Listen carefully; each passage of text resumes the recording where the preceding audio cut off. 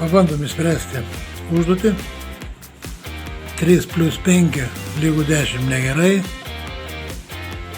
Mums reikia padaryti, kad lygybė būtų teisinga, perkelus tik vieną degtuką. Galvojam.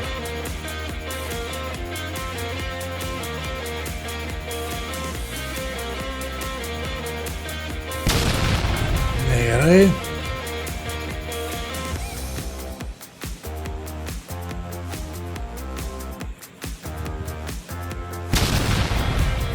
Olika negerai.